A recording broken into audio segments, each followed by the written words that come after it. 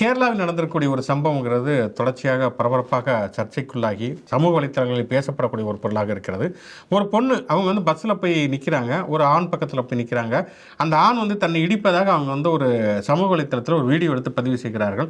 அது மிகப்பெரிய அளவில் வைரலாகி கடைசியில் அந்த ஆண் தற்கொலை செய்து கொண்டார் அப்படிங்கிற செய்தியுமே வந்திருக்கிறது. ஒரு பக்கம் பார்த்தோம் அப்படின்னு சொன்னால் பெண்களுக்கு பெண்கள் பாலியலாக சுரண்டப்படுகிறார்கள் என்பது சமூகத்தினுடைய யதார்த்தமாகத்தான் இருக்கிறது. தொடர்ச்சியாக பாலியல் சீண்டல்கள், பாலியல் மீறல்கள், பாலியல் வன்கொடுமைகள் பற்றி நம்ம கேட்கிறோம்.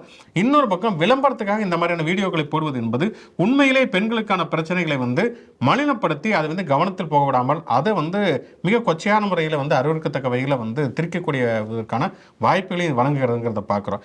ஆக மொத்தம் ஒரு ஆண், அந்த ஆண் அவர் பாட்டுக்கு பஸ்ஸில் இருக்காரு. ஆனால் ஒரு விளம்பரத்துக்காக இப்படியான ஒரு வீடியோ எடுப்பது என்பது அவருடைய உயிரை பறித்திருக்கிறது என்பதை நம்ம பார்க்கிறோம்.